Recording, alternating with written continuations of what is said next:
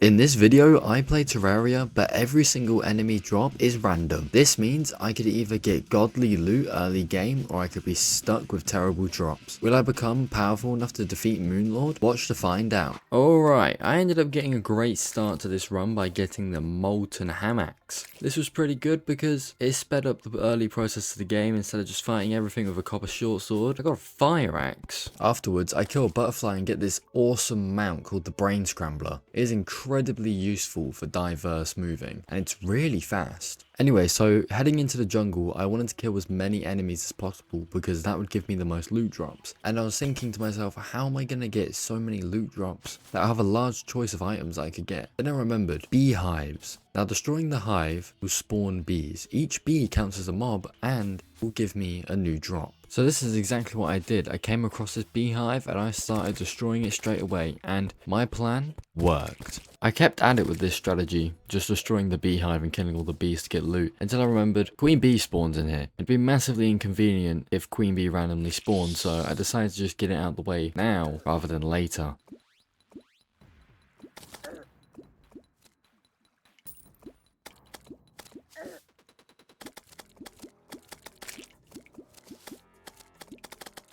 Well, that was difficult. After a while of doing the bee strategy, I headed left looking for the dungeon. I was mostly kind of got bored of doing this bee strategy, and there was something else to do in the meantime. I found the dungeon and I decided I wasn't going to wait for nighttime to spawn Skeletron, as even though I had good armor and had some good loot, I didn't really want to risk it, as I'd have to wait till nighttime and I didn't have enough health to be satisfied with fighting it. Realizing I didn't really have anything better to do, I went back to the beehive strategy. Ironically, in this challenge, I got the Zenith, so I used it for a couple seconds and then thought this would be way too powerful to get before I even fight an actual boss. So I threw it away. Afterwards, I felt like it was Eater of Worlds time. Not because I needed to fight this boss, but more I wanted to. So I break the first orb, the second orb, and the third, and here's how the fight went.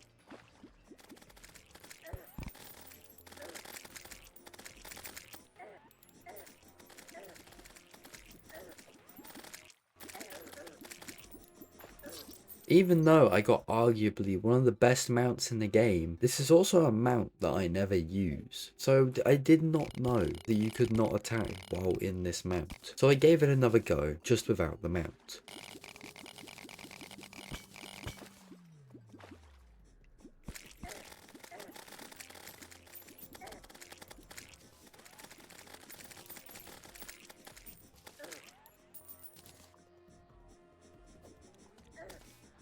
Yes, so I absolutely shredded through that thing. So right after, I just decided I'm just going to go fight Skeletron. Because if I'm going to go straight through the Eater of Worlds just like that, Skeletron will be just as easy. I know I'm over leveled and saying this, but at times, I can be terrible at this game. I made it to the dungeon and obliterated half of it for no reason. And I instantly spawned in Skeletron and I beat it pretty quickly.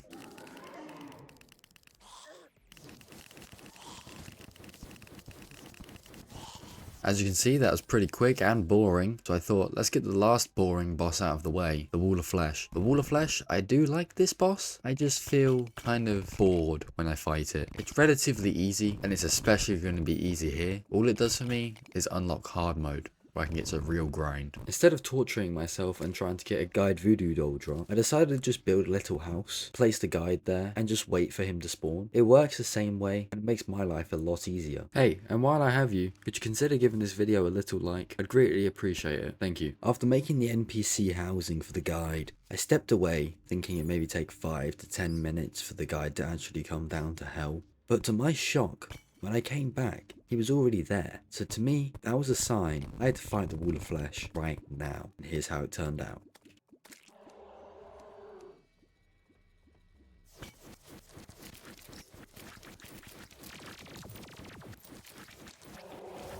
I'm no expert, but I'd say that's pretty easy if I don't say so myself, you know? With this mod, the awesome part about it being a hard mode is you can get to it very quickly. And obviously, you get to fight the cooler bosses. But the bad part is, it's a struggle to even craft the mechanical boss spawners, let alone find them. So of course, I chose the more difficult option. I was going to get all 3 mechanical boss spawners from drops, just for the ritual of being in hard mode. Let's destroy all of the altars. Now this next part takes place over the course of 4 hours. You know how I just said I wanted to get all 3 mechanical boss spawners from drops? That was a mistake, but I committed to the idea. So this is sped up footage of me doing that. To summarize everything that happened, I got a Zenith that I decided to keep, I got a Deerclops spawner, and I also got a couple of Queen Slime spawners. Those are the main things, along with all 3 mechanical boss summons. But before I get into fighting all 3 mech bosses, I would just like to showcase me fighting Deerclops. Deerclops is one of those bosses that I never really fight. I'm not even sure how to actually get the summon in the base game, so this was a bit of a treat for me.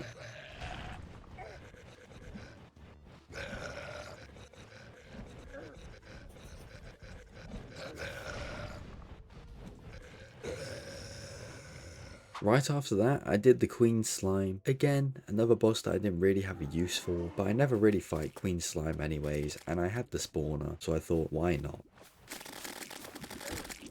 And finally, the part that took me 4 hours to grind out all 3 mechanical bosses. This was not worth it, I'm not even gonna lie. Either way, I started off with the Destroyer, and I grinded straight through him with my Zenith. Then I moved straight onto the Twins and destroyed them both pretty quickly, and then I moved on to Skeletron Prime, who fell just as quickly. The jungle grows restless, so it's time for Plantera. I was ready for Plantera, so I headed straight to the jungle, and I went looking for a Plantera bulb. Plantera is a breath of fresh air after the mech bosses, because at least this time, I didn't have to spend 4 hours trying to search for the spawner. I only spent about 10 minutes. Here I found the Plantera bulb, so without hesitation, just spawned her in and took her on.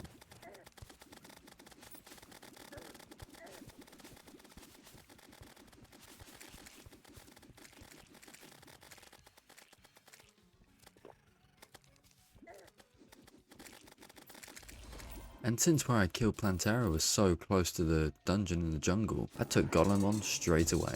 The progression was crazy.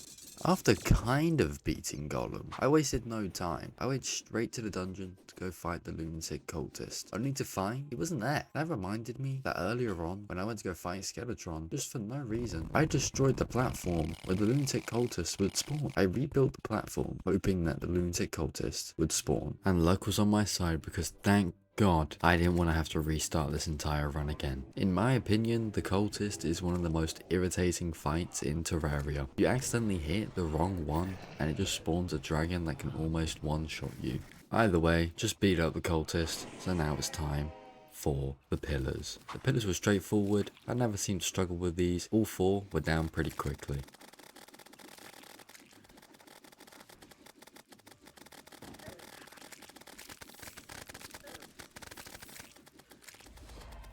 With all 4 pillars down, that just meant the final test, Moonlord. Now here's the question of the video. Did I get powerful enough to defeat Moonlord? Well, you're about to find out.